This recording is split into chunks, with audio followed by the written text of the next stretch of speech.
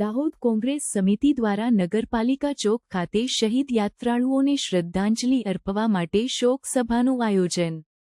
દાહોદ નગરપાલિકા ચોક ખાતે દાહોદ જિલ્લા કોંગ્રેસ સમિતિ અને દાહોદ શહેર કોંગ્રેસ સમિતિ દ્વારા પહેલગામ આતંકવાદી હુમલામાં મૃત્યુ પામેલા યાત્રાળુઓને શ્રદ્ધાંજલિ અર્પવા માટે શોક સભાનું આયોજન કરવામાં આવ્યું હતું।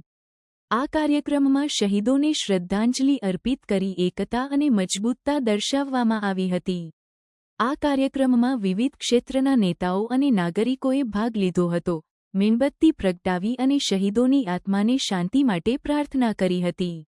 આ પ્રસંગે દુઃખદ વાતાવરણ હોવા છતાં એકતા અને મજબૂતતાનો સંદેશ પ્રગટાવ્યો હતો। આ કાર્યક્રમમાં વક્તાઓએ સરકારને જમ્મુ અને કાશ્મીર જેવા સંવેદનશીલ વિસ્તારોમાં સુરક્ષા વ્યવસ્થાને મજબૂત બનાવવાની જરૂરિયાત પર ભાર મૂક્યો હતો।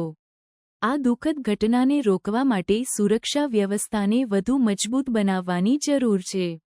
આ શોક સભાએ દાહોદના લોકોની એકતા અને સહાનુભૂતિને પ્રગટાવી હતી।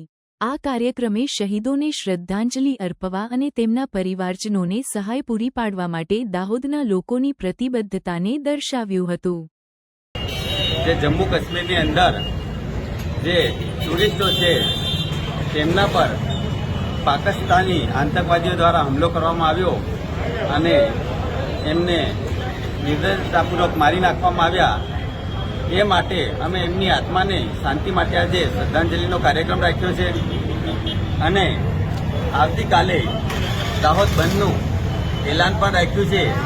એની અંદર દાહોદવાસીઓને અમે નમ્ર વિનંતી પણ કરવા માંગીએ છીએ કે સૌ સાથે મળીને આ આત્માઓની શાંતિ માટે આપણે સૌ સાથે મળીને ભગવાનને પ્રાર્થના કરીએ અને નાત જાતના ભેદભાવ ભૂલીને પક્ષાપક્ષી ભૂલીને સૌ સાથે મળીને એમના પરિવારજનોને શાંતિ મળે એ માટે સૌ ભગવાનને પ્રાર્થના કરીએ છીએ।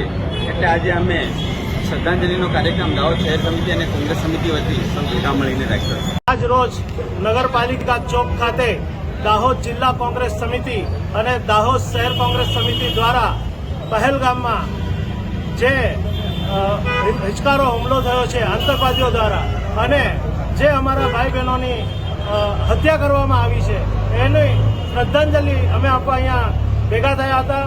અને મારી ભારત સરકારને ખાસ માંગ છે કે જે કંઈ પણ હોય આની પ્રોપર તપાસ થવી જોઈએ અને જે આ નૃશંસ હત્યા કરી છે એ લોકોને સજા થવી જોઈએ અને એ લોકોને તાત્કાલિક ધોરણે એમના પર જો અગર એમાં પાકિસ્તાન સામેલ હોય તો પાકિસ્તાન પર બી હુમલો કરી અને આનો બદલો લેવો જોઈએ તાકે બીજી વાર આવું કૃત્ય કોઈ કરે ના।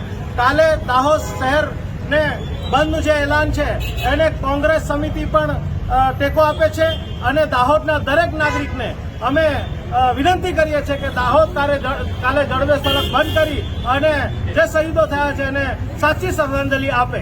આસિફ સૈયદ, પ્રમુખ દાહોદ શહેર કોંગ્રેસ સમિતિ।